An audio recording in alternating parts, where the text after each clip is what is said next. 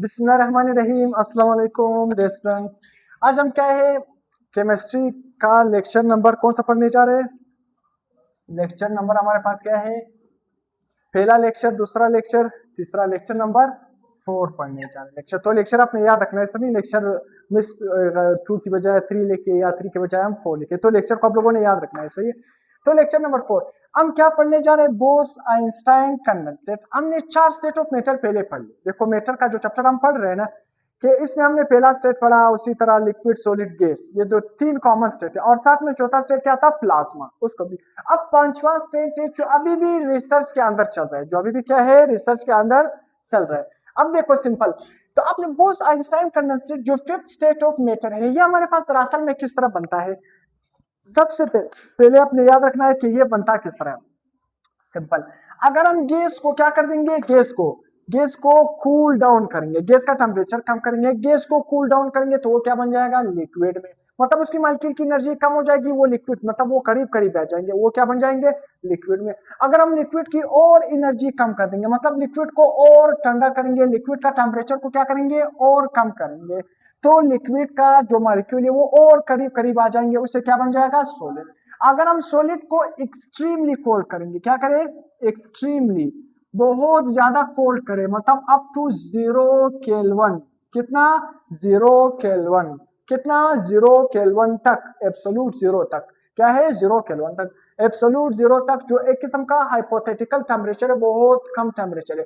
अगर हम 0 केल्विन तक सॉलिड को क्या है, मजीद कितना, मतलब उसका टेम्परेचर कितना कम करे, एक्सट्रीमली टेम्परेचर उसका कम करे, अप टू 0 केल्विन, तब हमारे पास सॉलिड किस में कन्वर्ट हो जाएगा, बोस आइंस्टाइन कंडेंसेट। अब देखो बोस हमारे पास क्या है, ये एक इंडिया का साइंटिस्ट था।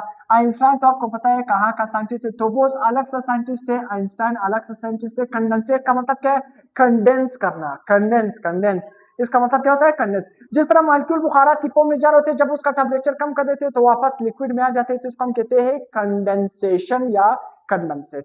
तो यहाँ पर भी मॉलिक्यूल की एनर्जी को हम कम कर रहे हैं, उसको कूल डाउन कर रहे हैं, तो वो क्या हो रहा है, कंडेंस हो रहा है। ये किन दोनों ने परफॉर्म किया, बोस और आइंस्टाइन ने स्टेट को डिस्कवर किया, जो अभी भी बहुत इस पर रिसर्च चल रहा है। तो आपने देखा किस तरह बन रहा है बोस आइंस्टाइन कंडेंसेट। अगर आप टेम्परेचर को एक्सट्रीमली, सॉलिड का टेम्परेचर एक्सट्रीमली कम करोगे अप टू 0 केल्विन, तब हमारे पास चौथा स्टेट ऑफ मैटर बनेगा, जिसको हम बोस आइंस्टाइन कंडेंसेट कहते हैं।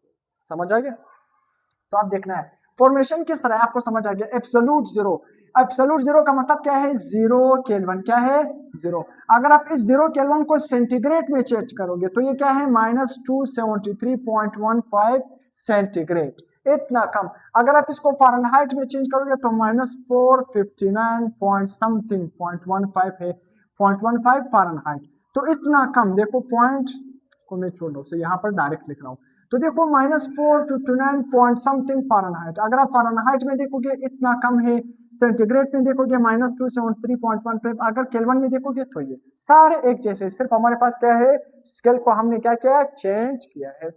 तो देखो जब टेम्परेचर -15 हो जाता है ना, -15 डिग्री, हमें कितनी सर्दी लगती है, यानी हम कहते हैं इतने ज्यादा सर्दी हो गया रहने के काबिल।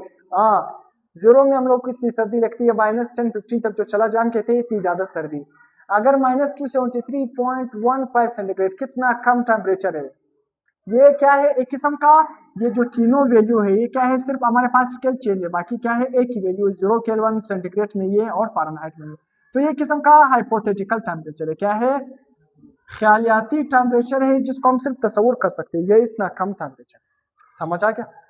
तो देखो अगर आप एब्सोल्यूट इतना सॉलिड का टेम्परेचर कम करोगे, 0 केल्विन तक लाओगे, तब आपके साथ 5th स्टेट ऑफ मैटर बनेगा। देखो एस एन बोस ये इंडिया का साइंटिस्ट था, और साथ में आइंस्टाइन, इन दोनों ने क्या किया, 5th स्टेट ऑफ मैटर को क्या किया, प्रिडिक्ट किया। कब प्रिडिक्ट किया, 1920 में इन लोगों ने प्रिडिक्ट किया। बाद में इस 5th स्टेट ऑफ मैटर का जो एक्सपेरिमेंटल एविडेंस था, इसको लैब में क्या किया, बनाया गया। कब बनाया गया, 1995। तो एक्सपेरिमेंटल एविडेंस कब बना, 1995 में। इसका एग्जांपल क्या है, सुपर कंडक्टर। जब सुपर कंडक्टर ऐसे कंडक्टर होते हैं जो बिजली को इतना फास्ट से कंडक्ट करते हैं, ऑलमोस्ट। सुपर कंडक्टर क्या होता है, उसमें जो रेजिस्टेंस होता है वो बिल्कुल क्या होता है, जीरो होता है। रेजिस्टेंस क्या होता है, जीरो।